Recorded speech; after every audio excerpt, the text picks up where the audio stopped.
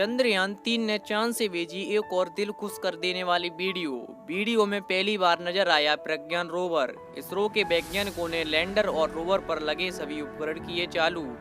जोर शोर से शुरू हुआ रिसर्च का काम। दोस्तों, हमारा चंद्रयान 3 जिस दिन से लॉन्च हुआ है तभी से ये हमें एक के बाद एक सरप्राइज दिए जा रहा है और इसी सिलसिले को आगे बढ़ाते हुए इसने चांद से हमें एक और खुश कर देने वाला वीडियो भेजा है, जिसे देखकर लोग खुशी से फूले नहीं समा रहे हैं। इसके अलावा इसरो ने इस बात का ऐलान कर दिया है कि चंद्रयान के सभी सिस्टम सही तरह से काम कर रहे हैं और रिसर्च का काम निपटाने के लिए इसके सभी उपकरणों को ऑन कर दिया है। और एक तरफ दुनिया में कोई स्पेस एजेंसी चांद के इस इलाके में लैंड तक नहीं कर सकी है और हमारा चंद्रयान यहाँ उतरकर अपना रिसर्च का कार्य निपटा रहा है। वाकई ये हम सभी भारतीयों के लिए गर्व की बात है। तो आखिर चंद्रयान ने ऐसी कौन सी नई वीडियो भेजी है, इसरो इस मिशन में आगे क्या क्या करने वाला है और सबसे जरूरी, इस मिशन की सफलता के बाद इसरो के वैज्ञानिक ने ऐसी क्या बात कह डाली जिसे लेकर सोशल मीडिया पर बहस छिड़ गई है, ये सब कुछ आज हम आपको इस वीडियो में बताने वाले हैं, इसलिए अंत तक जरूर देखिएगा। दोस्तों, आपको याद होगा रूस ने अपना लूना 25 मिशन लॉन्च करके चांद के दक्षिणी ध्रुव पर पहुंचने की इस रेस में हमारे चंद्रयान 3 को हराने की कोशिश की थी। हालांकि वो अपने इस मकसद में कामयाब नहीं हो पाया, पर इससे पता चलता है कि जब कोई देश तरक्की की तरफ आगे बढ़ता है तो दुनिया उसे कैसे वापस खींचने की कोशिश करती है। असल में बात यह है कि कोई भी बड़ी स्पेस एजेंसी ये नहीं चाहती कि कोई दूसरी स्पेस एजेंसी स्पेस एक्सप्लोरेशन के फील्ड में अपने नाम कोई कीर्तिमान बनाए। आज एस्ट्रोनॉमी जैसा फील्ड भी सिर्फ ताकत की नुमाइश पर एक जरिया बन गया है। हर स्पेस एजेंसी कोई न कोई कीर्तिमान बनाना चाहती है ताकि दुनिया को यह मैसेज जाए कि उनका देश टेक्नोलॉजी के फील्ड में कितना आगे और कितना ताकतवर है। अभी हाल ही में इसरो के पूर्व चीफ के कस्तूरीरंगन जी ने बताया कि जो दुनिया आज चंद्रयान 3 की सफलता के बाद हमारी तारीफ कर रही है, उसी दुनिया ने इसरो को कई बार नकारा था। उन्होंने कहा कि हमें किसी भी बड़े स्पेस प्रोग्राम का हिस्सा नहीं बनाया गया क्योंकि हमारे पास खुद की टेक्नोलॉजी नहीं थी और हम अपने मिशंस के लिए दूसरों पर निर्भर थे। असल में दुनिया का यही नियम है कि सिर्फ ताकतवर के सामने झुकती है। आज इसरो इतना कैपेबल है कि अपने दम पर इसने चांद के दक्षिणी ध्रुव में लैंड करके दिखाया है और इसलिए दुनिया आज इसे सलाम ठोक रही है। ऐसे में इसरो ने भी जानबूझकर ट्वीट करते हुए पूरे गर्व के साथ ये कहा, चंद्रयान 3 का रोवर पूरी तरह से मेड इन इंडिया है और इसे खास तौर से चांद के लिए बनाया गया है। वो चांद की सतह पर सफलतापूर्वक लैंड कर चुका है। और इसके साथ ही इसरो ने एक वीडियो शेयर की जिसमें प्रज्ञान रोवर विक्रम लैंडर से बाहर निकलता हुआ साफ साफ दिखाई दे रहा है।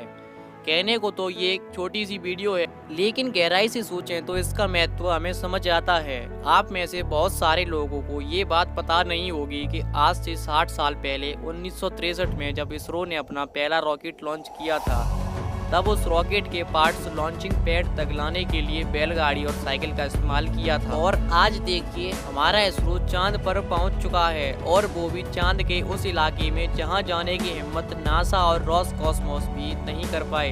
हाँ, भारत को पीछे करने के लिए रूस ने लास्ट टाइम पर लूना 25 लॉन्च जरूर किया था, लेकिन जल्दबाजी में लॉन्च किए गए इस मिशन का हाल वही हुआ जो हमने एक्सपेक्ट किया था। असल में रूस का यान लैंडिंग से 2 दिन पहले ही अपनी कक्षा बदलने के दौरान चांद पर क्रैश कर गया।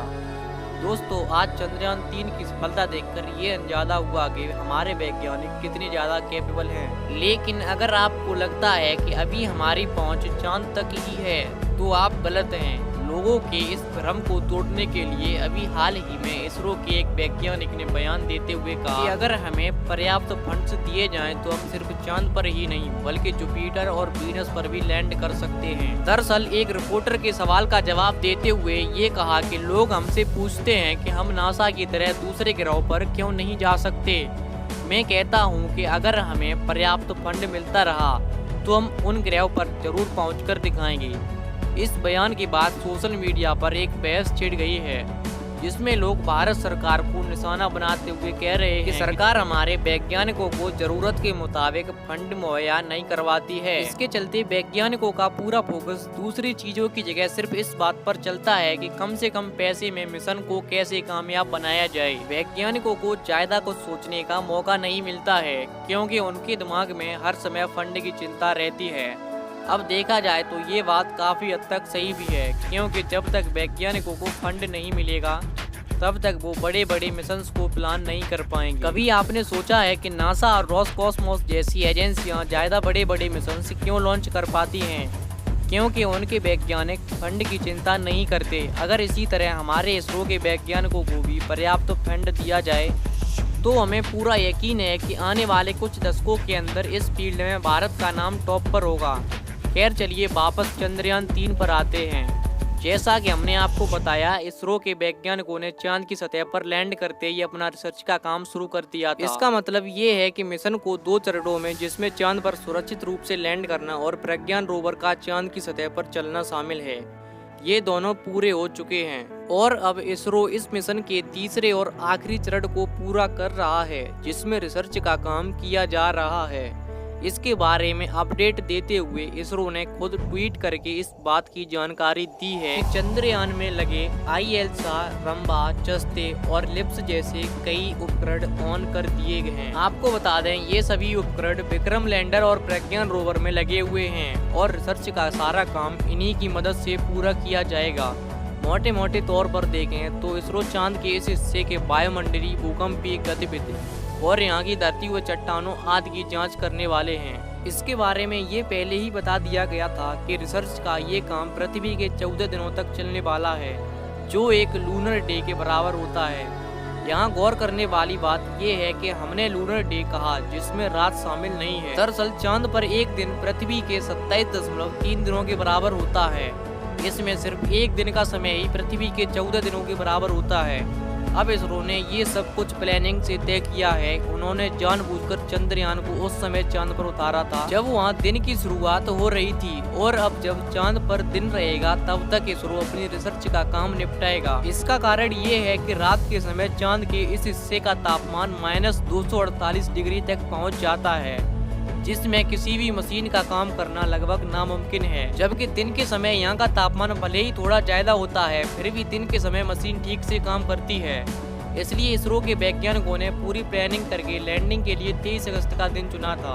साथ ही अगर किसी वजह से 23 अगस्त को विक्रम लैंडर लैंड नहीं कर पाता तो इसरो फिर इसको कुछ ही दिनों के बाद दोबारा लैंड करवाता। अगर डिटेल में जाएं तो इस पूरे मिशन की हर एक छोटी से छोटी चीज के पीछे ऐसी ही कोई बड़ी वजह छिपी है, और हमारा तो ये सोचकर दिमाग चकरा जाए कि ये सारी चीजें वैज्ञानिक पहले से ही कैसे प्लान कर लेते हैं। वैसे दोस्तों, इसरो के वैज्ञानिकों पर गर्व है या नहीं, कमेंट में जरूर बताइएगा। बाकी आज की इस वीडियो में इतना ही। वीडियो अच्छी लगी हो तो इसे लाइक करें, शेयर करें, और तब तक के लिए गुड बाय, जय हिंद।